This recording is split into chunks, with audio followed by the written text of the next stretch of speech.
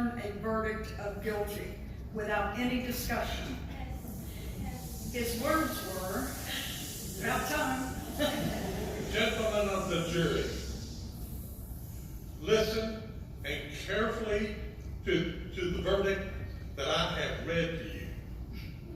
You are to say you find the defendant guilty of the offense charged. You all must say so.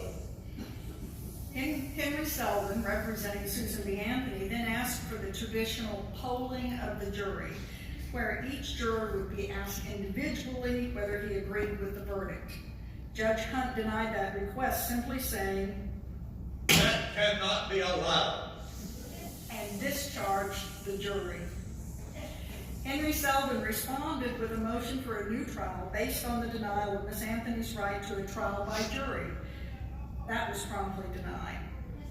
Now we return for the sentencing of Susan B. Anthony in the case of the United States versus Susan B. Anthony.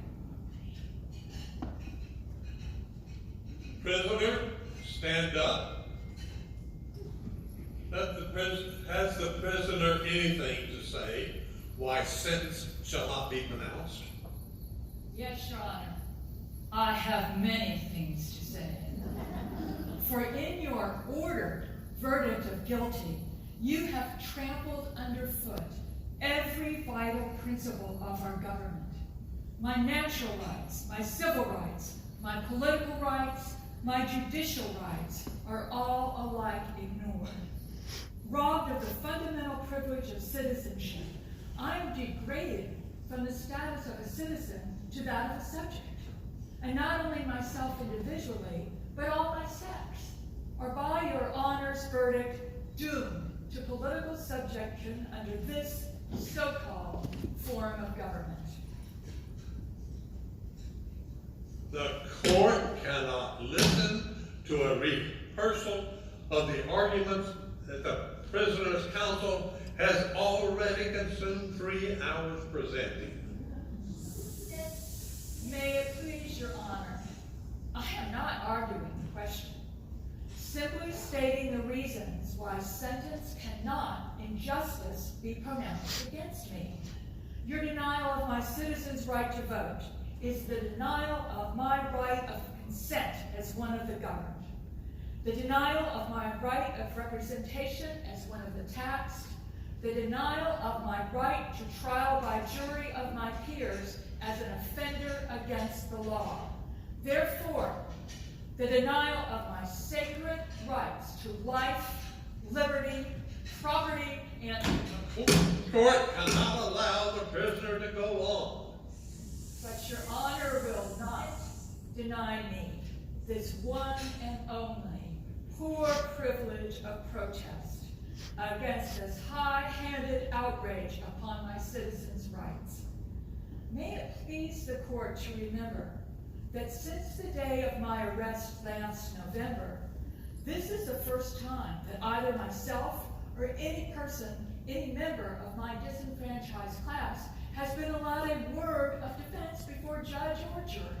The prisoner must sit down. The court cannot allow it. All of my prosecutors, from the 8th Ward corner grocery politician who entered the complaint, to the United States Marshal, Commissioner, District Attorney, District Judge, your Honor on my bench, not one is my peer, but each and all are my political sovereigns.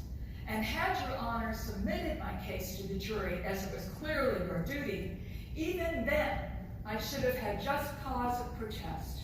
For not one of those men was my peer, but native or foreign born, white or black, rich or poor, educated or ignorant, awake or asleep, sober or drunk. Each and every one of them was my political superior, hence in no way my peer. Even under such circumstances, a commoner of England tried before a jury of lords would have far less cause to complain than should I, a woman, tried before a jury of men. Even my counsel, the Honorable Henry L. Selden, who has argued my case so ably, so earnestly, so unanswerably before your honor, is my political sovereign.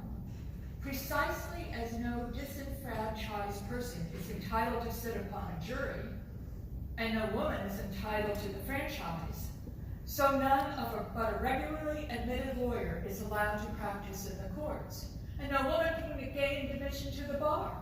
Hence, jury, judge, counsel must all be of the superior class. The court must insist that the prisoner has been tried according to the established forms of law. But yes, your honor, but by forms of law